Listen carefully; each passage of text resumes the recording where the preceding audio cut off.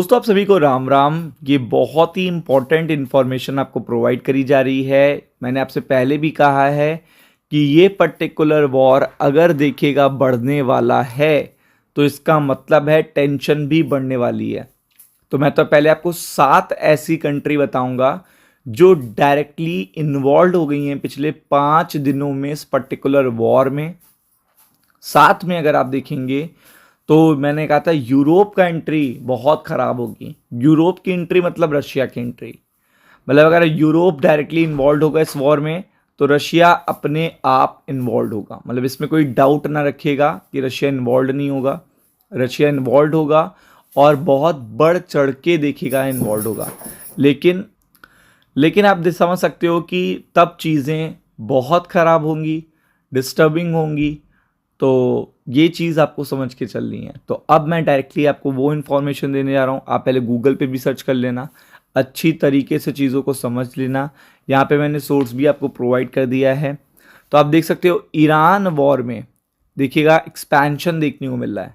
मतलब जो Iran war है एक्सपैंड होते हुए देखने को मिल रहा है और यूरोप यहाँ पे एंट्री कर चुका है।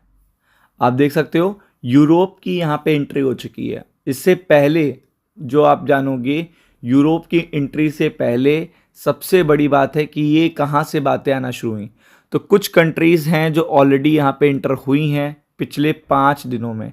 तो एक एक करके मैं उनके नाम बता देता हूँ आपको। ये कंट्री के इन्वॉल्व होने से भी ये वॉर थोड़ा बढ़ गया है। ये रीजनल वॉर अच्छी तरीके से हो गया, मतलब डायरेक्टली इन्वॉल्व हो गई हैं कंट्री। पहली देखिएगा आपको पता है जॉर्डन हुई, फिर सऊदी अरेबिया हुई, फिर आपको पता है इजिप्ट हुई, फिर आपको पता है कुवैत हुई, यूएई हुई और फिर आपको पता है यूक्रेन हुई। तो ये पर्टिकुलर जो कंट्री इन्वॉल्व हुई हैं आप जाके गूगल पे सर्च कर सकते हो। तो इनमें सारी कंट्री तो सही हैं, 2 कंट्री देखिएगा डिस्टर्ब कर सकती हैं पूरे वॉर को, वो है यूक्रेन और Saudi Arabia. Saudi Arabia gulf nation के तरीके से सुप्रीमो कहलाते हैं, या फिर आप कह सकते हो सबसे पावरफुल कंट्री कहलाती है, क्योंकि सऊदी अरब की जो बात है गल्फ नेशन में सबसे ज़्यादा मानी जाती है। तो आपको पता है कि ईरान पहले से ही चिढ़ा बैठा है सऊदी अरब पे और वो कंटिन्यू अटैक भी करता रहता था कि जब भी यूएस से स्ट्राइक शुरू होती थी तो सऊदी अरब पे सबसे पहले हमला होता था। तो वो चीज़ तो वहाँ पे डिस्टर्बिंग हो ही गई है। और सऊदी अरब के देखिएगा चक्कर में सबसे बड़ी प्रॉब्लम आई है रेड सी पर, जहाँ पे 11 से 12% की ऑयल सप्लाई पूरे इंटरनेशनल मार्केट में होती है। यहाँ पे हूतीज़ एक्टिव हो चुके हैं, यहाँ पे टोल लगाने की बात कर रहे हैं। यहाँ हूती फिर से देखिएगा स्ट्रेट ऑफ हॉर्मुज़ की तरह इसको बंद करने की बात कर रहे हैं। क्या कर रहे हैं? स्ट्रेट ऑफ हॉर्मुज़ की तरह देखिएगा इसको बंद करने की बात कर रहे हैं। सेम चीज़ देखिएगा जो बढ़ी है सऊदी अरब के बाद, मतलब सऊदी अरब तो ये एंट्री मार दिया है और बहुत अच्छी तरीके से मार दिया है। दूसरी बात क्या है कि वो अब अटैक भी कर रहे हैं, रिस्पॉन्ड अटैक भी कर रहे हैं, वो सबसे बड़ी बात है। आते हैं यूक्रेन पे। तो यूक्रेन ने गलती से देखिएगा कैस्पियन सी में देखिएगा स्ट्राइक कर दी, किस वेसल पे? ईरान के वेसल पे।